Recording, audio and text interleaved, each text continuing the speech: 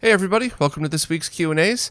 Hopefully I'm going to have this up on podcast services soon. I think, maybe. I started switching everything over, and the weekly Q&As, the weekly roundup, and any audio podcast, or really anything that could be audio only enjoyed should be available on there. But as with everything involving RetroRGB, there's always bumps in the road when we try to do stuff. So hopefully, fingers crossed, this will be available on all major podcast services. And if not, maybe by next week. I don't know. I hate to commit to stuff because I usually get 90% done with something and then find a hurdle I can't get over and then just put it aside and go back to it. So fingers crossed. If that's the case, though, then the audio onlys will just be available there as soon as they're up. But I guess one step at a time. Let's hope that I get this working. But for now, let's jump into the Q&As. Starting us out over on the YouTube support page is Scotter140, who said that every time they try to play their SNES through their OSSC, they have to reset phase, and they're definitely saving the setting each time they change it. So, this has got to be an OSSC related issue, not your SNES, most likely, assuming it's the same cables, power supply, everything that you're using. You're not changing up consoles or anything. But assuming it's all the same hardware, this has to be related to something in the OSSC, not your TV, not your SNES, nothing else. And if that is the case, everything's the same, what I would then ask you to check is, does it do that with a different console? So you plug your Genesis in, you set phase, you save it, you power everything off, you power everything back on. Is this phase saved there?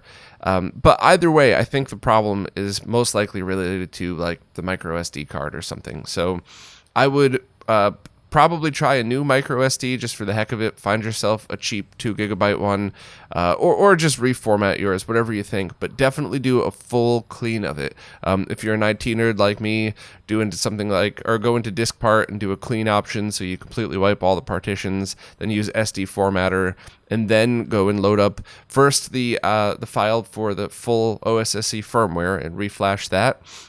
Then go and reflash the micro SD card with the profiler. And all of this is in the video. All of this is in the OSSC page on the website. So if you need any reference, definitely go back to that. I'll leave a link here. And I would try it again that way with a fresh firmware, a fresh reload of your profiles, and either a reformatted or brand new micro SD card. Although, if you do reformat, once again, make sure to thoroughly clean that card and all the extra partitions that may have been on there, and then try saving again. And if that doesn't work, I don't really know what that could be. I've never heard of that happening unless there's something wrong with the OSSC, but I can't imagine that's the case. So I would start there, both because it's free if you want to restart your own the card that you've already been using, or super cheap if you just need to find another one. But that's what my gut's telling me on this one. Over on Floatplane, Retro Sean said, thanks for the answer about my plasma TV and the 5X. I'll try to get a RetroTINK 5X when it's available to me in the future and report the results with 480p. For interest, my plasma TV supports 1080p, and that's what everything goes to by default. Works well for new consoles and running games on a Windows 10 PC. Running a 480p signal to it from a Wii is generally ugly. I think it's because the scaler in the TV is optimized for downscaling a 1080p signal to its native resolution. Technically, the native resolution of the panel is actually 768p. I'm planning on upgrading to a 4K TV in the future. So cool. I think most people with that model plasma would be in the same scenario. So definitely try the 768p mode of the RetroTINK 5X. That should be perfect. And if you don't mind, if it's not too much trouble, please post back whenever you get a chance to do that, because it's my guess that the Wii would probably look pretty good in that mode because you're running at the panel's native resolution, and there's even some RetroTINK updates coming up in the next few weeks, probably before you're able to get yours, that should even help 480p processing. So while, once again, I would never suggest using 768p mode on any other panel whatsoever, if it's the native resolution, I think this is the perfect scenario, and this way you could send it you could have the TINK 5X do all of the processing and just send your TV whatever you get. And there's potential for there to be less lag. I haven't seen it too much where running the native resolution makes a big difference, but I'm going to get back into new lag testing devices soon. So that's probably a conversation for another day, but thanks for the update. The importer said they've learned to accept CRT geometry issues, but why are the distortions always on the right side of the screen? Funny you say that. Most of the time I see distortion, it's on the left side of the screen, but it's probably just how we calibrate the different patterns and stuff like that. Also, depending on what game you're looking at, there are certain NES games where you could see the flashing on one side of the screen that affects the other, but if you have your CRT calibrated the right way, you might not see it. It might just overscan. And lastly, you asked, why is it mostly with games after the 4th gen era, like Saturn, that you would notice this stuff?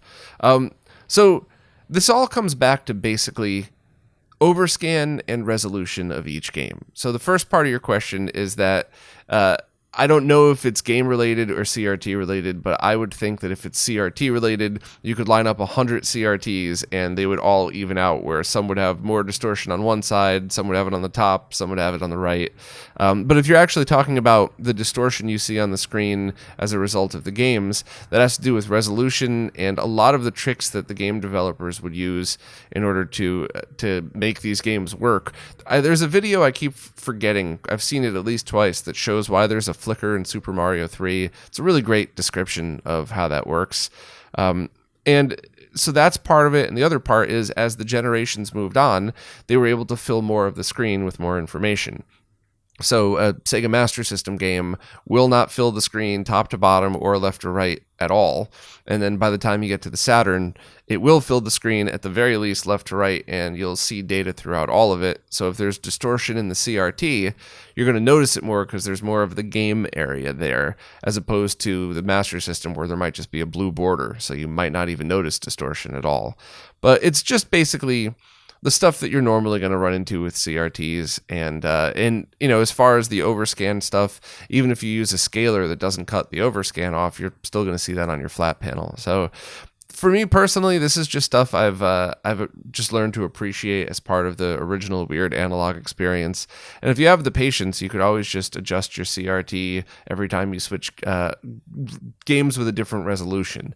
So like SNES, Super Nintendo, or SNES, regular NES, and even TurboGrafx might have the same type of calibration, whereas Genesis and Saturn might have slightly different width. So you could deal with it per game or per resolution, I guess, or you could just kind of accept it for what it is. That's what I've done. I calibrated mine so that 256 pixel games pretty much fill the screen, and 320 pixel games end up cutting off a little bit, but it's a happy medium, and for me, it's just part of the CRT experience. Marco Vizzini said, "It was great to watch My Life in Gaming's downscaling video and your lag assessment. Well done." Thank you, Marco. Was that the downscaling video you were intending on making, or are you still making your own? I am probably not going to make my own. That was the one I was intending on making, and the video was pretty much what you saw there, plus with footage of a camera pointed at a CRT to show the differences, to show things like when you put it through something like an Extron box that allows you to raise or lower, you could see where it lines up, kind of like I showed in the RetroTINK 5X video. But the number one reason I didn't finish that is to truly show the exact differences I would really need to film a CRT in the best way possible, and it's impossible to do that in my current setup. I'm going to need to move. I've been looking for houses in the burbs, not in Manhattan. Every time I mention moving, there's always this naughty comment like, "Good luck buying a house in Manhattan." There's no houses in Manhattan. I'm looking to move in the burbs somewhere, and then I'm looking for a basement that I could just kind of build a fake room around it with like black walls or that fake felt material, and really have a good place to shoot CRTs. And I'm also still looking for cameras. I get a lot of recommendations, and I mean this with love and respect. Thank you so much for all the recommendations, but I'm looking for pro-level gear and a pro-level lens. Even if I have to rent it once a year to do stuff like this, if it ends up being like $100,000 movie camera, it's not going to cost a fraction of that to rent it. So, but that's really the number one thing, and that's one of the main reasons why the Getting Started video series hasn't been done, because I can't demonstrate the things I want to demonstrate, and also because it's going to take a week to shoot this stuff, and I can't not live in my apartment for a week while all this stuff is set up. So that is definitely a part of it. But the other part too is once I started using the RetroTINK's downscaling, I just kind of thought it blew away most of those other solutions. Still love the GBS control for price and the whole community open source factor. I think it does a great job. And I still love the Super Emotions just for their plug it in and it works type of thing. But they're so expensive, and it's hard to figure out unless you've seen them in person before. It's hard to really figure out which is the one that's compatible with 240p downscaling. I believe the Super Emotion 2 is not. So overall, I really just thought, the RetroTINK 5X has taken, at least in my opinion, taken the lead by far and is cheaper than so many of those other solutions. So I don't think I'm going to be going back to a downscaling video until, or really even a video that concentrates on CRT shots until I'm in a place that I could actually do good CRT shots. I'm always so annoyed at how mine look till I have a camera or lens that I could rent, borrow, or buy that'll actually make it look good and make it the true representation of what you'd see in person, or as good as you could in a video, and when the next gen solutions come out. So maybe this time next year, I'm going to take the OSSC Pro, the RetroTINK 5X, the Morph, and the GBS control and put those all do a shootout of those and show the differences, and then do that kind of downscaling video. But that's kind of my thoughts on it. There was a lot more to your question, though, so I interrupted you. Let me just continue. Have you tried the Extron downscaling method using a VSC to turn anything HD into 480i or P, and then passing that to an interface, to an RGB XI interface to pseudo downscale into 240p? That never really worked for me. I tried it back when I was living in Connecticut before, and I spent a lot of time on it, and I could just never get it working. Also, I don't remember if Corey put it in the video, because what I sent, he edited what I sent him in a good way. I mean, he made it flow better and everything, but I also showed what would happen when you put two of those downscalers together, and it was basically like 4 frames of lag at that point. So I remember at some point somebody was saying they were using, I believe it was the VSC, to downscale 1080p to 480p, and then using the Super Emotion to go to 240p, and it just was very laggy, and it's not something I would suggest. So honestly, if you're going from 480i down to 240p, the GBS control of the RetroTINK 5X are probably the way to go. They're not perfect. I was just talking with My Life in Gaming about this, in that when I tried the Wii, I thought it looked amazing, and when they tried the PS2, they thought it was a little flickery going from 480i to 240p. So I got to go back and double check all of that, but either way, I can't imagine it's worse than any of the other solutions. So it's kind of like probably more of a detailed answer than you were looking for, but that's the full story of what happened to the downscaling video. I think Corey did a great job, especially because he just approached it from the, hey, we're just going to talk about what downscaling looks like and why we would want to do it. We're not going to obsess about aspect ratio or perfect camera shots or anything. We're just going to walk you through what this feels like. So I thought that was the perfect way for both of us to combine forces to get this out. And in the future, I'll go back and redo it with the modern stuff. And for 480i downscaling, I would definitely stick with stuff like the GBS control and the RetroTINK 5X. Hector Santana said, Bob from RetroRGB equals the channel called RetroRGB as far as I'm concerned. Maybe I didn't do a good enough job explaining it last week. I saw a couple of comments like that.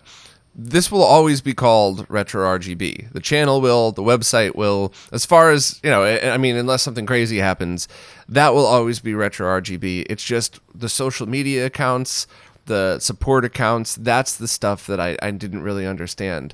RetroRGB.com, the podcast, the YouTube channel, and everything surrounding it will always be that.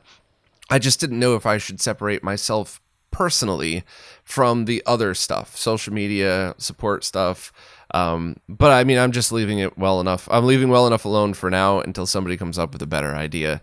I just had another one of those, pay me a lot of money to teach you how to do better on YouTube meetings. And they came right out and said, yeah, we're not going to help you with any of that stuff. You're on your own figuring that out. So I'm just going to leave it alone for now because I genuinely have no idea what I'm doing. And it sounds like most people don't either. So yeah, everything's going to continue the same moving forward. But at some point I'm going to have to address the me on social media and me in the support service versus RetroRGB as a whole. And I'm just going to keep procrastinating until I have to, until something happens, positive or negative, that makes me separate that. I just don't want to hurt anything in the process, algorithm numbers. I don't want to make anybody look bad, whatever else. So yeah, I'm just kind of plugging away on this one. Barabob wants to know if AV receivers introduce lag when placed between a game system and a screen. I could see how it could vary between products, but is there a rule of thumb to go by? If your receiver has a game mode, you should be okay. If not, you really need to use some kind of lag testing device in order to test it. I love my Time Sleuth. I use this thing all the time. There's other options available now too. You could always split a signal with a CRT if you want to go crazy with that stuff, but you're going to want to double check, because I've not only have I heard some of them have 0 milliseconds of lag, so zero lag, but I've also heard that those can normalize a signal. So if your TV wasn't normally compatible with, say, the OSSC and 5X mode, it might be now. But I've also heard of these receivers adding 2, 3, 4 frames of lag because they're really just meant to upscale video signals. So you got an old DVD player, you got an old Blu-ray player that you're sending to 4K, it'll take care of that for you, but it's not meant for games. Or I guess some of them have an HDMI port labeled game where it automatically puts that into game mode. So you would just have to double check. The manual is always the first place to start. If you have a Time Sleuth or lag testing device like it, that's even better than the manual because you could see for yourself. So it's just something that you would really want to test and make sure on an individual basis.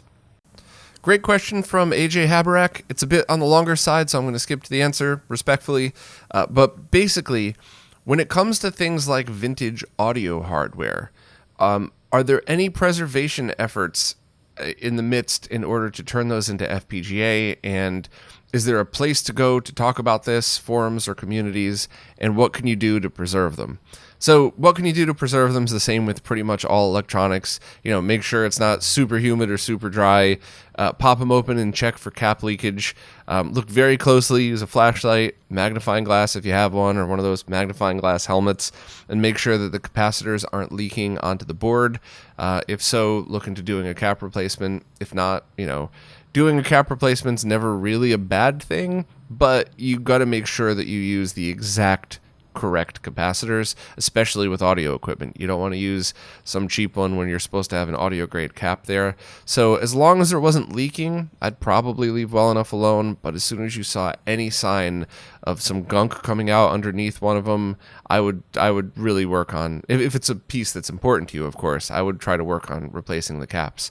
As far as preservation, yeah, the Mr. Project has already integrated a bunch of stuff. And in fact, I believe they did an audio podcast, a live podcast on their Discord channel about one of the MIDI preservation devices they worked on. And there's a lot of stuff that's being implemented that way. And with programs like MD Fourier, you're not only able to have a pretty good archive, in Verilog or VHD of this stuff, but you could also verify it against the originals using the methods that have been tried and tested in order to make sure it really is an accurate recreation of the original. So that's something that I think all of this stuff I would love to see grow and more people, throw their hats in the bin and contribute to this stuff. I don't know specifically of any communities, but I know they exist because I had friends link me to stuff like that before. So I guess, I would start with the Mr. Discord and see if anybody there is working on anything or needs any hardware or pictures of hardware or stuff like that. But overall, it's something that I do think is important and a heck of a lot of fun. And I just think all of this preservation stuff would be cool if it grew into something bigger because, you're never going to know which one ends up being the most important, quote unquote, most important. And it's always funny to see things like people will reverse engineer something and one piece of that ends up getting used in many other cores. So, having an archive of this stuff is a good idea, and it might even end up helping things outside of, whatever focus it actually is. So it's something that's I think is very awesome. And in fact, there's even a post that I just wrote this morning about a new device that puts a YM2612 on an FPGA chip that is a drop-in replacement for a 2612. It's got the same pinout and everything.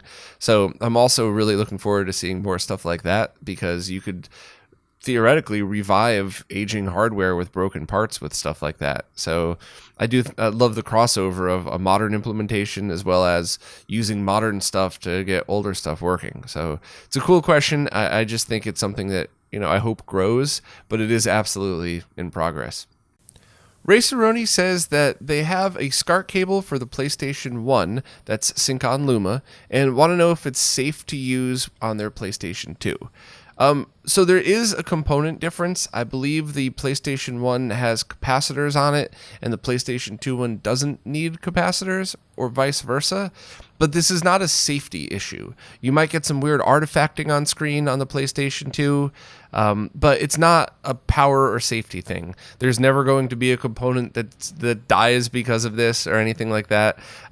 Doubling up on the caps may not necessarily be a good thing for the image, but I seriously doubt there would ever be any worry of safety. So you can go right ahead and use it.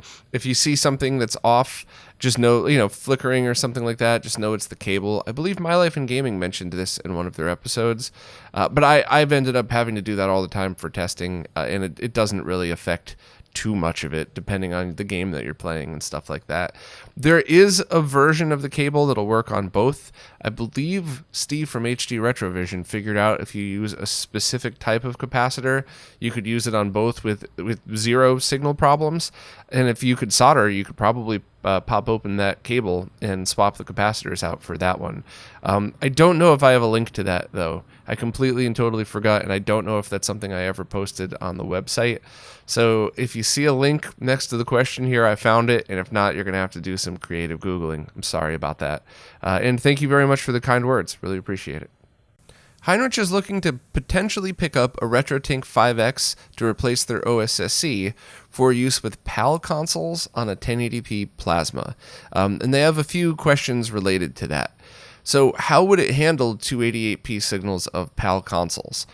I honestly have no PAL equipment to test. I had a PAL Genesis motherboard. I don't know what happened to it. I think I left that at a friend's, and I'll try to figure out how to get that back. But I wanted to include PAL stuff, but it was a 40-minute video, and I didn't have any access to anything else, so I just figured there's going to be some awesome people over in Europe that could do reviews from a PAL perspective. I'd just rather leave it up to them than try to talk about stuff I don't really know much about. But the good thing about the RetroTINK 5X is if you just use it in its default mode, it's going to look fine. It'll scale to the height of 1080p. It won't be an integer scale, but it's a good job. Most people wouldn't even notice, to be honest with you. And then as with all of this stuff, I would just recommend trying all the modes and seeing what looks best. I mean, you never know. Heck, 480p output on a 1080p plasma might look better for 3D games because of the soft scale. You never know. Probably not. But, it's just one of these things where I would flip through the modes and see what looks best to you. I've heard some people say with some PAL games, overscanning to 1080p over or 5X cuts off a little too much, but I don't know. I've had amazing results with that. So I would just kind of give that a try. Another question, does the TINK 5X have an automatic port detection or input switching? No, you have to manually switch it, but it's one button on the remote, so it's not too bad. And also, does the automatic phase detection extend whether a console outputs PAL or NTSC? Yeah, because the way the phase works is by oversampling, so it should work perfect with PAL signals. Once again, I mean, I can't confirm for you, I'm sorry, but it should work fine.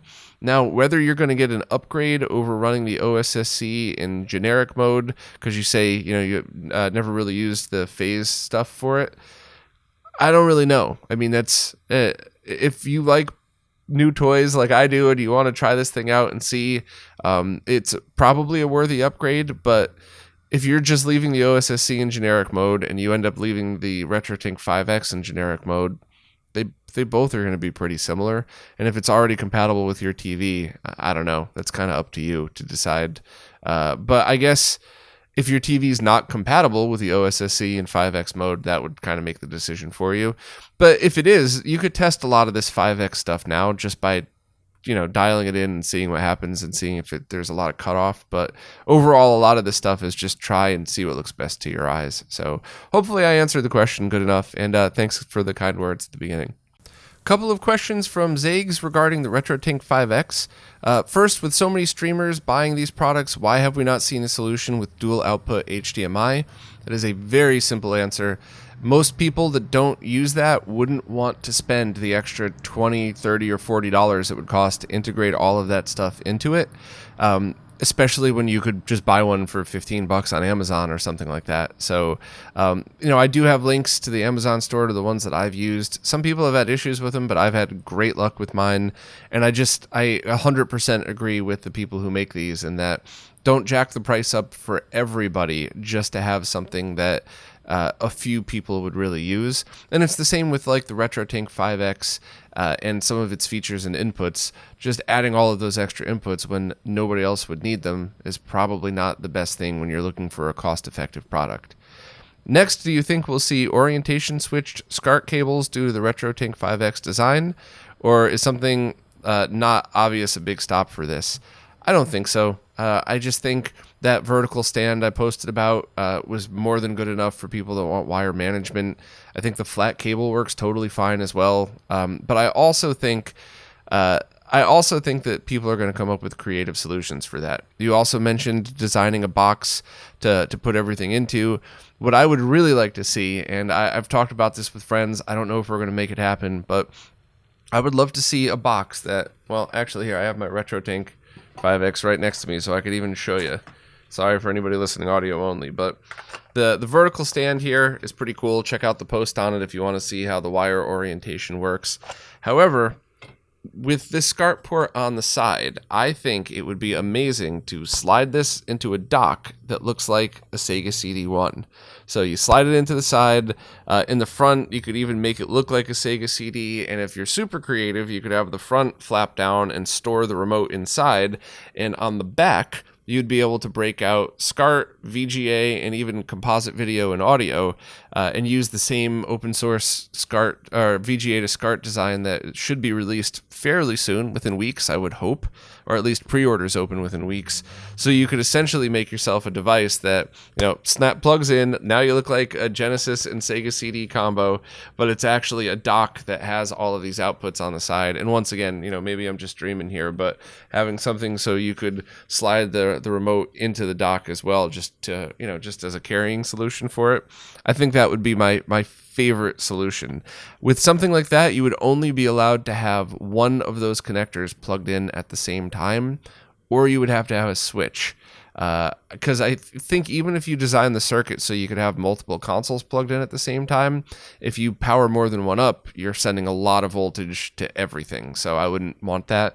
But either only one at a time or a switch built in so it cuts off the signal between inputs, I think would be awesome.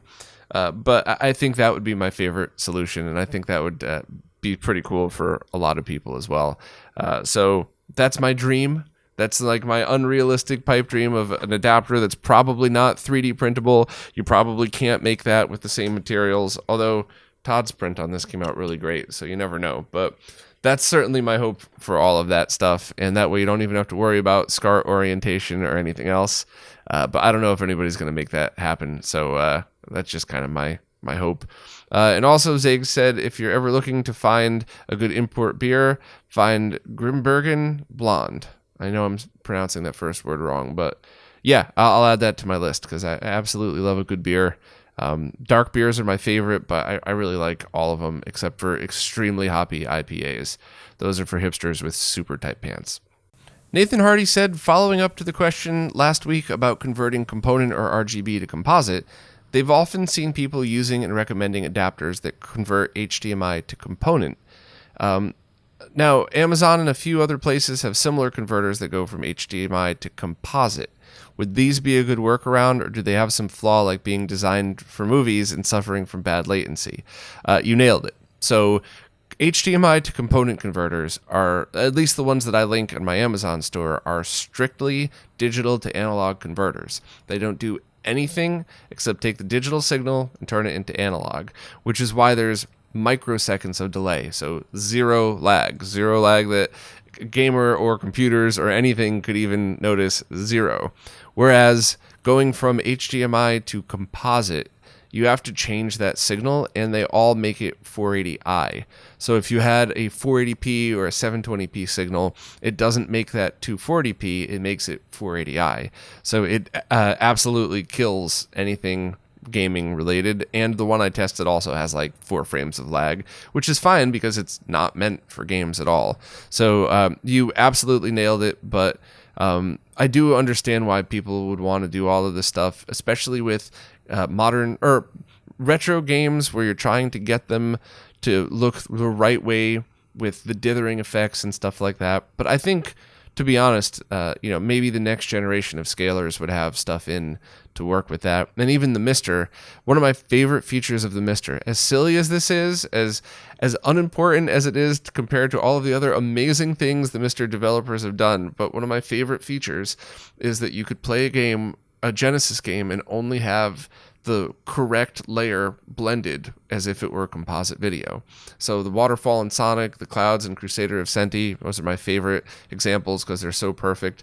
And I love that because it's the first time you could confidently say that if that's what you're going for, the Mister is a better experience than original hardware, because you could output that to an RGB monitor. You could have a crystal clear picture, but blurry clouds, because that's what they're supposed to look like, clouds. So yeah, I completely understand why you would want to go down that road, but that type of converter is not the way to go. And if I ever do figure out how to go HDMI to composite, which I think is possible, but you're going to see a video and a post, and I'm going to make a very big deal about it. This isn't something that'll fall through the cracks. If somebody makes this, I'm going to advertise the heck out of it, because I think for the reasons you brought up, it's something a lot of people might want. Firebrand X wants to know what I think about unplugging or using a toggle on a power protector to shut off power to consoles like the PS1 that have internal power transformers. Reason I ask is the PS1 gets pretty warm even when not in use, and it's because of that internal power board. I even have to power cycle the console when I unplug it, as there's enough stored energy to shock you on those boards. Yeah, I am a full fan of having a toggle switch at the end of my setup. The last time I actually had a whole bunch of consoles all plugged into one was way back when I lived in Stanford, but I did exactly that. I actually think I still have I have the thing right here. It's one of the advantages of working on a desk made of drawers and boxes. But this was the main thing that I used. This went to all of the different surge protectors, and right here was just the kill button. So every time I was done playing, I would just hit that, and it would turn everything off. And I know you're not normally supposed to daisy chain surge protectors, but in the context of what I was doing, I'm still only powering on 1 or I guess 3 consoles at most in the case of the Tower of Power, and maybe some speakers and a TV. So even if I had 30 things plugged in, there's only the same amount that would be plugged into one surge protector anyway. So I was able to run everything through that, kill that power, and you're right, I completely forgot about that. And one morning I woke up when I was doing PS1 digital testing, put my hand on the PlayStation and went, holy crap, it's warm. And then I realized they all are, because there's no AC power kill switch. So I like to do that, both because I just don't want phantom power and all this stuff heating up, but also just because it's one more act of protection between power surges or anything else that happens. So I'm a big fan of that stuff, and while I don't think that it's something that you have to do, I just think it's good practice. And if anybody has any reasons why that's a bad idea, please let me know. I've asked this on the Retro Roundtable. I've asked friends that are experts in power, stuff like that, and no one seems to have a single reason why it would be bad, and I can't imagine one either, but you know me, I like to double and triple check all of this stuff. But yeah, I'm a big fan of just putting a kill switch at the end of something, especially for things like arcade machines that may have years of dust and gunk built up. Just don't even chance a short in there. Just, main kill switch, turn it on when you're using it. That way if something goes wrong, you're right there to take care of it. Yeppo said that they've been playing Tetris on their NES Mini, but the lag and controller stiffness is starting to get to them, and they're looking to try to improve their setup. And this is a perfect example of when the NES Mini or the Genesis Mini or all those new emulation consoles are both a good thing and when they've run their course. I'm sure picking up one of those was much easier than dealing with like an RGB NES setup. You've enjoyed it, and now you've decided, okay, I want to play on something more accurate. So, you know, good job buying it. Good job recognizing when it's time to move on. This is like the perfect scenario that I tell people about when they want to try to use these classic consoles to see how serious they are about gaming on them. So now what do you do? You're obviously going to want to use original controllers and zero lag. So anything with the word Retron in it, you could just throw that right out the window. All of their consoles are just laggy as heck. Hyperkin makes good stuff. Not so much their HDMI consoles, though. So at that point, you have a couple of choices. You could pick up the Retro USB AVS if you want to use original cartridges on it. I think it's great. It's zero lag. If you match it up with a very low latency flat panel, which gaming monitors are super fast these days, it would be a really great solution. If you were looking to pick up a Mister anyway and you don't need original cartridges, you could pick up a MacGyver controller adapter. They're 1 millisecond on average of latency. Could be a hair less, a hair more. So I think even for competitive Tetris playing, you could safely call that zero. And if you're using Mister configured properly on a low input latency flat panel, you're talking less than 4 milliseconds of latency, probably more like 2, so it's still zero even for competitive Tetris players. The total latency that seemed to affect them on original hardware was when you started to get over 8 milliseconds, over half a frame. So you should be able to have a completely accurate and fast professional gaming setup through a Mister with one of those controller adapters using original controllers. Plus, you get the advantage of all the other Mister cores. But I know that's not for everybody because some people just really like original cartridges. I totally understand that. So the other thing you could do is get an original NES, and you mentioned owning an OSSC, but then that means you're going to have to buy something else. So you're either going to have to RGB mod the original NES, or you're going to have to buy something like the Core U transcoder, or you could pick up a RetroTINK to either just use it that way or use that in pass-through mode to the OSSC, or get a RetroTINK 5X, which would look the best for composite video. So overall, it's really one of those things where it's like, what's your end goal? If you're somebody who really enjoys collecting original hardware and you're eventually going to get a CRT, maybe just get the original and kind of enjoy it through, as is, I guess. And then eventually look into other options for it. But I really think that if you're somebody that doesn't mind using emulation, the Mister and its hardware emulation is about as cool as it gets. And there's a lot of things that you could do with it that are starting to exceed what you could do with original hardware. Plus, it'll work on a CRT as well. It'll work on a CRT with component or RGB, and through a converter, it'll work through S-Video as well, and that's all zero lag. And then through HDMI, it's incredibly low, if not zero lag, depending on your setup. So I would just kind of consider that. Bonus question, will the Time Sleuth work with a projector? I have no clue, but I have a projector now. I obviously can't put it in an apartment. It's going into storage. So if I could ever get out of here, I will set that up, and I will be the first to test it, I promise. Adam Brady posed a pretty interesting question. Could HDMI be the future for CRT gaming? And there's two answers to that question. In the context of consoles that are getting HDMI mods that then also could output direct 240p, like the CPS HDMI and all of the other stuff like that, you could potentially get a signal that's cleaner than direct RGB, especially if it's a console notorious for jail bars or something like that, and then using a converter to convert that just to RGB or component. Theoretically, you could pull off a much cleaner image. And on top of that, you could take all of your retro consoles, mod them all for HDMI, put them all through an HDMI switch, and then have a splitter on the out, one going to either your capture card or TV, and the other going to this converter to a CRT. So those are all potentially awesome solutions, and there's a few good and bad points about all of that, though. In the case of everything kind of falling into place, that should work fine, but there are consoles that could never get an HDMI mod, so you'd end up with an analog to digital converter built into there, which there's nothing wrong with that, but why wouldn't you just use a cable and plug it into a scaler or a RAD2X or something like that? And on the other side of things, there are some of these HDMI mods that add 1 to 2 milliseconds of latency, which, as I always say, should be considered 0 for gamers. However, if you're trying to use things like light guns, that won't line up anymore because it's looking for the exact timing. Or if it does line up, that in the 3D games, it might not be exactly perfect. So that could be a detriment if that's something that, that could be an issue for you.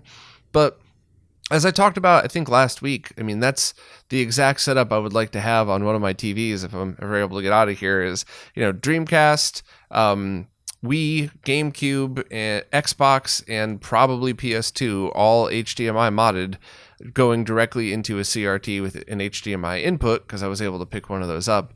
But that's specific scenarios. So it would have to depend on the console, on the mods available, on the latency if you're using light gun games. If not, just that's all 0 lag anyway. So it's an excellent question. It's just way too complicated at the moment to be something that I would worry about for CRTs.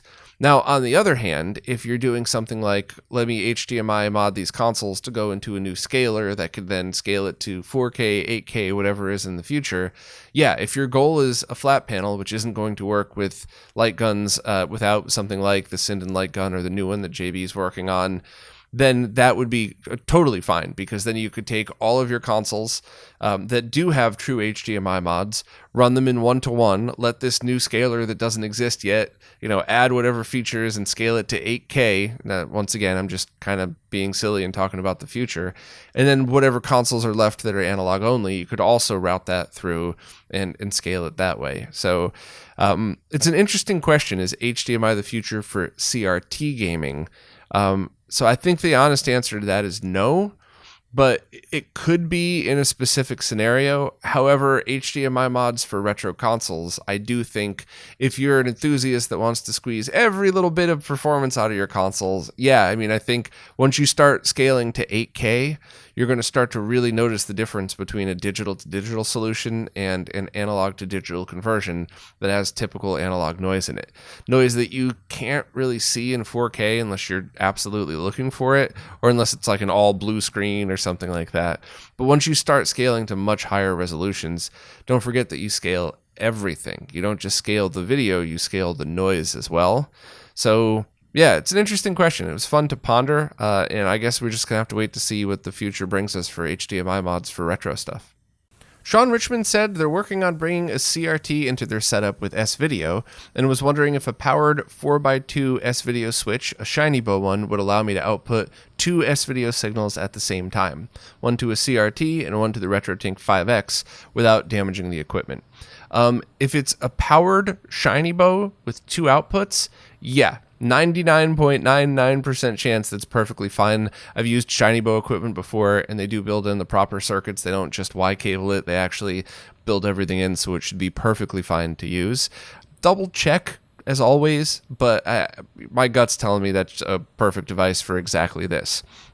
The other question is, how would I recommend general maintenance and calibration of CRTs to gamers that don't have enough experience to safely work inside a CRT? It would be nice to calibrate it, but I don't want to do something beside my skill set and get into trouble. The number one easy thing to do is figure out basic geometry, horizontal and vertical position and size, stuff that's very easily accessible in VGA monitors, not so much with consumer TVs at all. Sometimes it's a pain to get to in RGB monitors, but in your TV, even if you have to get into a service manual or something, horizontal and vertical size and position is very easy to use, and the worst possible thing is you do it wrong and then you just recenter it, move it back, restretch it, just work slowly, make small changes, and I don't think there's any fear in anything. And the other side of that is if you say, okay, I have this awesome CRT, someday I'll have it restored or learn how to restore it myself, but right now it's a little off. I want to center the horizontal and vertical. If you do that, you eventually replace the caps and now it's way off. All you got to do is just move the horizontal and vertical positioning again. So I don't think there's there's any fear in messing with that. Whereas a lot of other settings in the service manual, you could throw things way off and you might not ever really get it back to perfect. So I think that would be by far the number one thing to recommend is figure out if your TV has H&V controls, even if it's in some kind of hidden service manual or service menu. You have to find the service manual to find that and kind of just go from there. So hopefully those are decent tips, and thanks for the kind words. Retro Music Dan said they have a virtual office Discord with some friends, but they're quickly running out of screen real estate on their PC. They were wondering about using the GBSC to downscale the group call to a consumer CRT. Is this a cool or a dumb idea? I think ideas like that are always cool, even if they don't work, even if it ends up being a silly thing that you do once just for fun.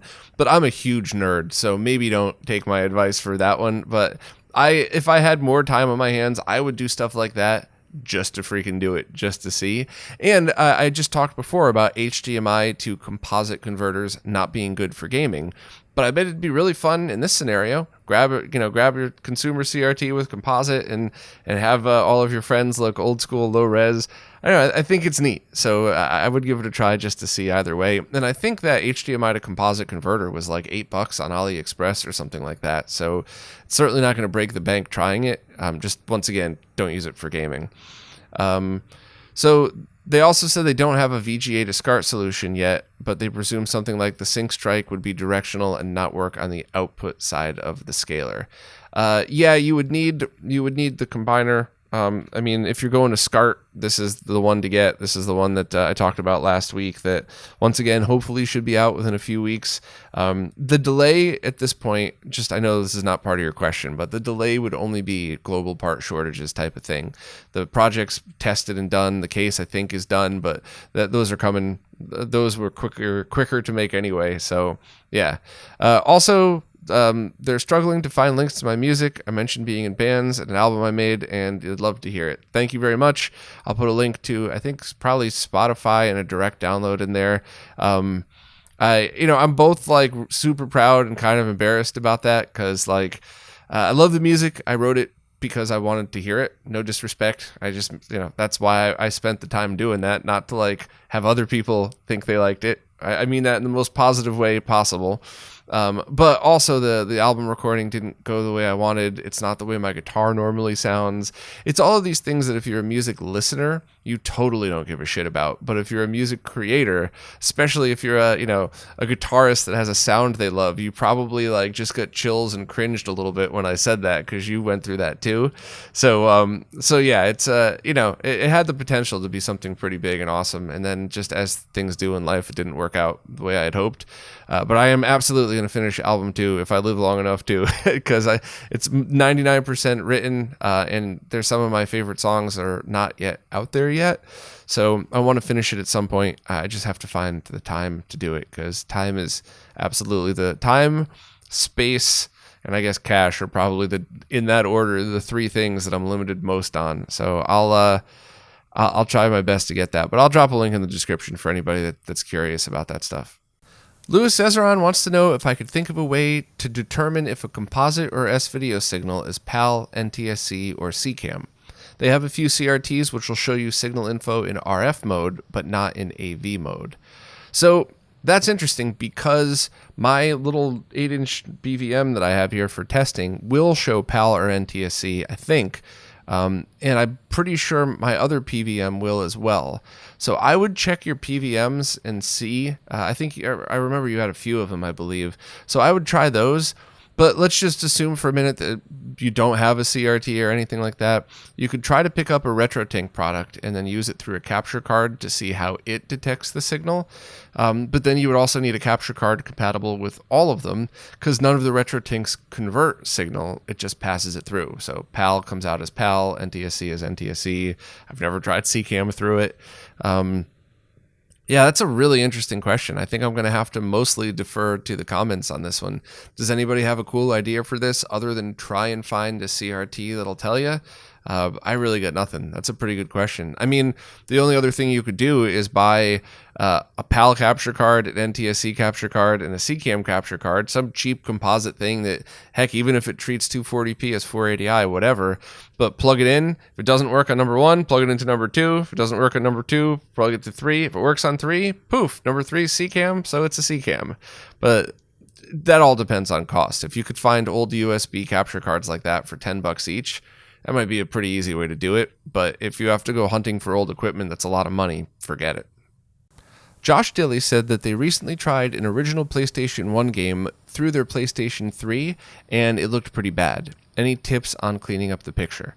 So I had the exact same experience pretty much every time I tried that.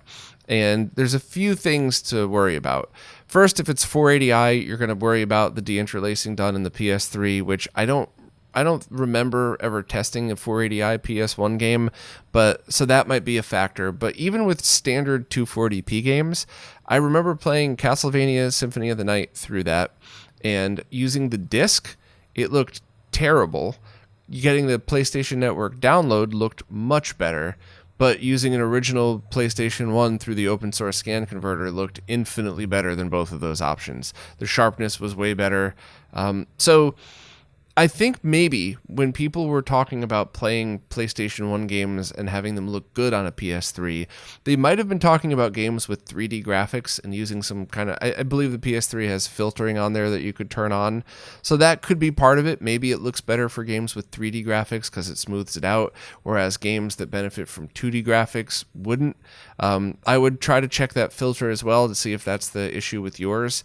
But that's pretty much it. I mean, I would just double check that it's not a 480i game just as a test.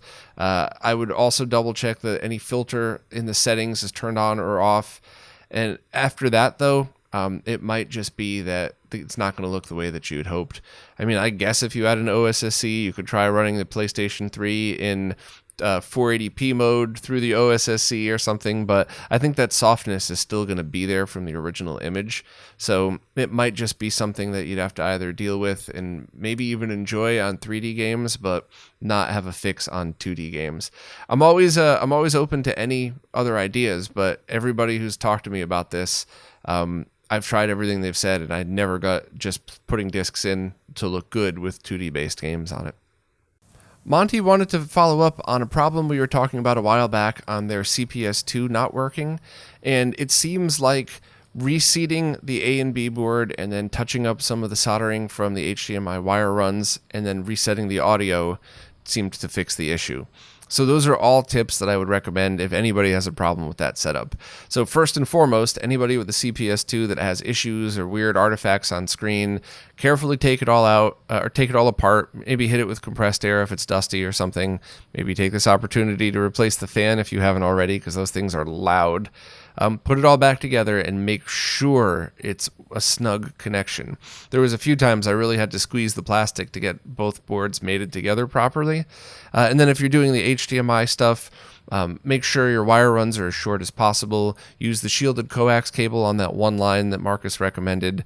And those are basically just tips for any installation like this. But yeah, my CPS2 board is so temperamental, but once it's in, it's been perfect. It was just once I had to take it apart to update the flash on it for the Darksoft multi, or to reflash the newest firmware on the CPS HDMI, putting it back together is when I had all those issues. But once I got it nice and snug, it was fine. So yeah, I guess those are just basic tips for that. Outers Evan said, we talk about power supplies for consoles, but what about replacement batteries for controllers that have internal rechargeable batteries, like the DualShock 3 and 4? Has anyone started working on a replacement solution to those? I haven't heard of anything, but I also haven't heard of too many bad battery replacements. I've certainly seen original batteries and things like the PSP blow up, and both, literally, pop, and most of them expand at least. So you need to replace those. But I think most people that I know of have just bought cheap replacements, and I don't think they've had major issues. But please don't hold me to that. You might want to research it a little bit.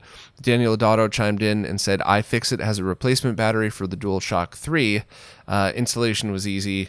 So that might be a good recommendation. But my honest answer to your question is I have no clue.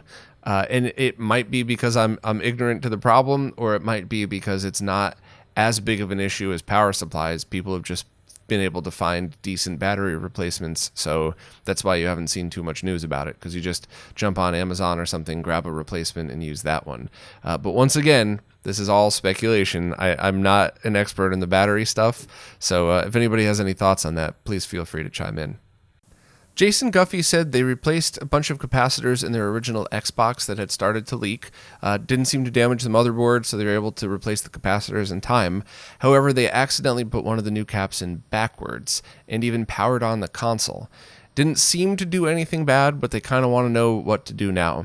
So that's a common mistake people make. I've seen capacitors pop as a result of that. So I would remove the one that you put in backwards and replace it with another one.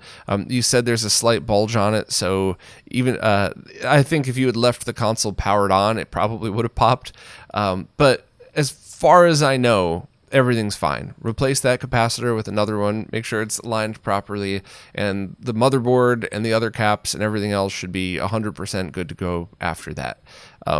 And if there is a problem after that, my gut would tell me that it's a coincidence and something else went wrong. It's not as a result of this. It would be different if you turned it on, you heard a pop, and the console turned off. But it seemed if you said it was working fine and you were able to flip it back around and now it's working, everything should be fine. But I would replace that cap, because if it started to bulge, that's either going to leak out or it's just not going to last nearly as long as it would have.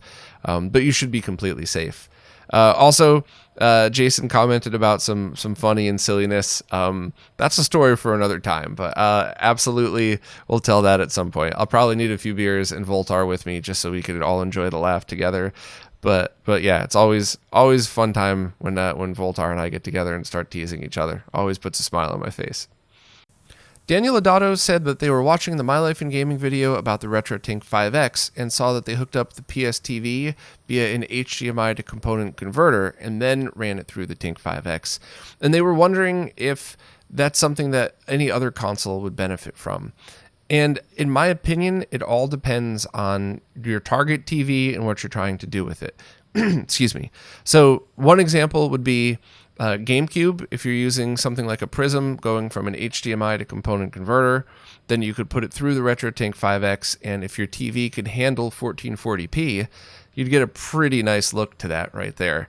Also, things like the PlayStation 3, which I know, you could just use component output of that, but I've definitely used that to add scan lines to just Blu-rays and DVDs, which I thought looked pretty neat depending on the movie. It's still just horizontal lines. I still think a full CRT mask would be cooler, but it definitely added to the experience, especially if old TV shows and old movies with lots of noise on screen. I thought that was really, really cool. And, same thing if you're doing any modern consoles that you want scan lines on, putting it to 480p should be okay. But overall, it's something that I would just recommend trying out. Those converters are so cheap. I already linked to it once in the description, so just scroll up and you should be able to see it. But they're $20, and it's a tool in your toolbox that you could use for a whole bunch of different things. And your setup apparently is similar to mine, where you plug in everything as needed. So just to add a couple more things to your table and hook all this stuff should be pretty painless. Just remember to connect or to do things like, if you're going to do your switch, set it to 480p first, so you're not trying to send 1080p through the RetroTINK and stuff like that. But I think it's worth messing with, just because the worst thing that could happen is you don't really like it. You throw that $20 converter in your drawer, and now you have a tool that you don't use that much. Best thing that could happen is you find a combination that you really benefit from, and you're glad that you did it. So if you don't mind spending $20 on a toy that might end up being just a tool you leave in a box, then I think it's worth it. Also, they said, P.S., the second they got their RetroTINK 5X, they promptly butterfingered it and dropped it 5 feet onto their tile floor, and it was fine. I did the same thing the day that I was shooting the final footage for it. And when I saw that leave my hand and go flying towards the ground, my heart stopped. It was like slow motion in the movies. It was like The Matrix, where as soon as I left it, and I actually have quick reflexes, especially for a fat guy, and I went to grab it, but I was also holding a whole bunch of other stuff, so I couldn't reach all the way, and it hit and just the right way that there wasn't a scratch on it. I imagine if it hit in a totally different angle, I could have cracked something or the case could have popped, but nope, I got lucky too. And, I've had that happen with phones where, it takes a pretty brutal fall and there barely is even a scratch on it. And I've had a phone fall 2.5 feet and shatter the screen. So I'm happy to hear that you got lucky and it didn't break. I'm also happy that I didn't ruin the only fully cased RetroTINK 5X I had right before I was shooting B-roll for the video. So good luck with it, and hopefully the converter stuff would work well. Well, that's it for this week. If you're new to these Q&As, please ask any question you have wherever it is that you support in the newest Q&A post. So it's just kind of hard to go back and figure out which of the older posts have new comments and all that stuff. Plus, I really enjoy just scrolling through and answering questions in that order like that. So if you wouldn't mind, any question you have, just post wherever the latest post is, wherever you support, and I will try to get to it. I don't think I usually miss them. I think I only skip the ones that are statements, which I do appreciate follow-ups and stuff like that too. So don't stop posting those. But yeah, any actual question you have, if I do skip it, it's always by accident. It's always either accidentally deleted in post or I just scrolled over the question. So just re-ask next week if I miss it. But anyway, as always, thank you so much to everybody who supports in any way, as it is you who is keeping all of this stuff alive. So thank you all so much, and I'll see you next week.